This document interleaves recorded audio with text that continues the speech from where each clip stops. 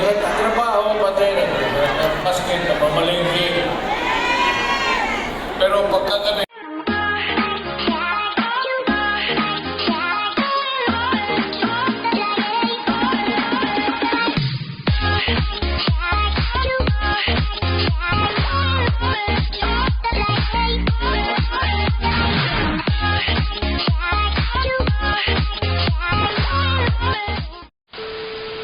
buhay kayo lahat.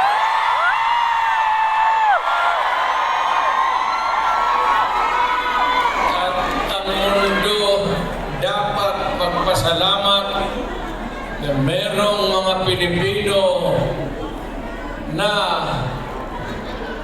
pagpunta dito sa kanila, sa ibang bayan, para magtrabaho para sa kanila, para sa atin, makaipon ng pera para sa pamilya natin. Kasi, well, you know, it could take about 7 to 10 years bago mawala itong sitwasyon natin na ganito.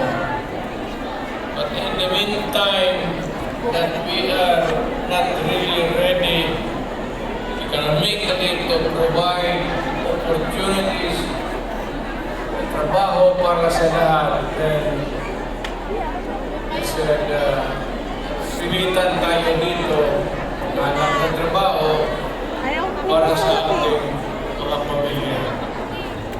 Kaya ako ngayon dito, this is not the first time that I have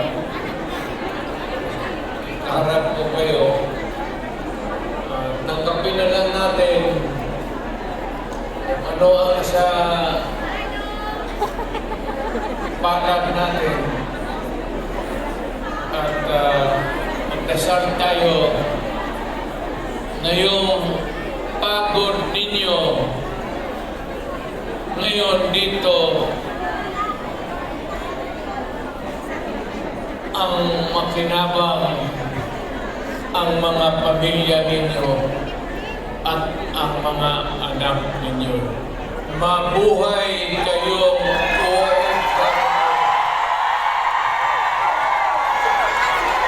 kaya yung lahat ng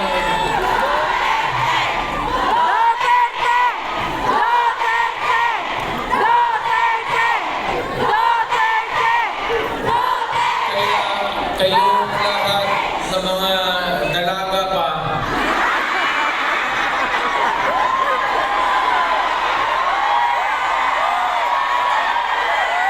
ilan pa kayo? Ang tagal pa naman ako dito, isang buwan pa. Pagkasalan ko kayong lahat para maligaya kayo. Magkaroon ako ng maraming pera.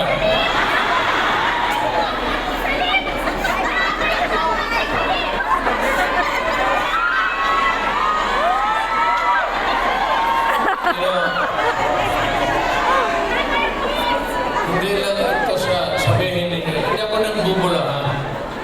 Yung mga taga rito na tumanda na, nakilala yung matanda na, yung may karanasan sa Davao. Alam ninyo yan na ang sitwasyon namin pareho sa inyo. Matagal kami walang ama. Kasi Nakaka-picturing kayo kahit regalo sa ate, upo daw kayo dyan para upo na rin kami dito sa labas sa likod. anak ko ay nasa syudad talaga. Ang abogado nagsilbi dyan lang sa barangay. So, ganun. Na-experience namin ako, na ang tatay ko, iniwan kami sa lolo pati lola ko, at ang tatay ko nagtrabaho sa labas ng probinsya. So, damang-damang ko talaga yung buhay ninyo. Huwag na yung kalungkutan. Huwag na yung, kasi that's reality. Ginusto man natin sa hindi, kailangan talaga maghanap buhay. So, huwag na masyado yung mga sentimental na basta dito, punta tayo dito, nagtrabaho. At nandito kami, minsan, ako na yung ganito, yung seldom na tinitignan ng tao, ng kongreso, na masilip naman kayo kung ano ang kailangan not only dito sa Hong Kong but all over the world. Filipinos who work there because they have to. So, ang akin, nagpapasalamat ako. Ang una-una, yung tulong ninyo sa economy ng bayan. At second, yung social order. Yung problema na yung mga anak natin makapag-aral ng gusto. Kaya naman ako nakita ninyo na patong-patong ang kaso ko. Sa totoo lang, baka ang balita ko may warrant daw ako. Ano? Totoo. Yung sa ICC or something. Matagal ang hinahamon ng mga putang ina.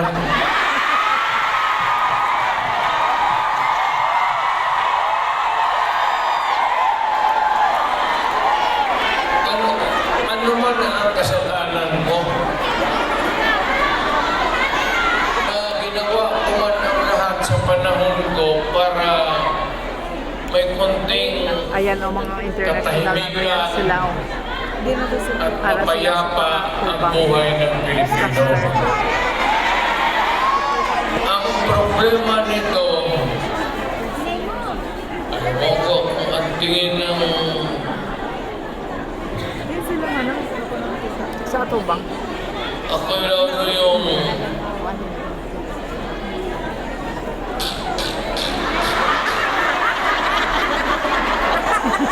Hindi ka sumaramdan. Action na lang. ganito na lang. Ito ganito na lang. Ay, si Robin yung dati po na O sa assuming na totoo. Totoo talaga yung naririnig ninyo. Bakit ko ginawa yan? Para sa sarili ko? Hindi! Para sa Para sa pamilya ko? Para sa inyo at ang inyong mga anak.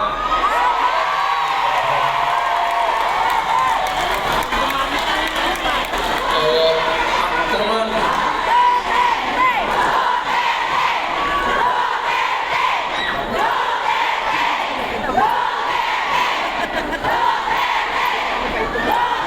hingin ko na lang sa inyo, kung ganito man talaga ang swerte ko sa buhay, okay lang, tatanggapin ko yan. Wala tayong magawa eh. Hulihin tayo, ikulong tayo. Kaya lang, meantime, mag-contribute kayo, mas kayo, $5, para paglabas ko sa presuhan, pagawa ninyo akong monumento katabi ni Rizal. Si Rizal may hawak na libro eh. sa kanya baril. Ay, Amen naman.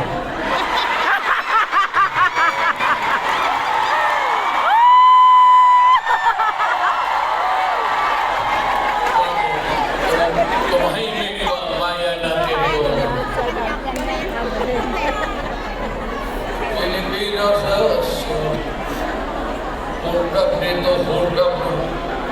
Wala nang ginawa ulit. Tayong mga ayaw ng gulo, napipilitan tayo to confront evil because nandyan sa harap natin. Sino ba naman gustong pumatay? Ang inang yan.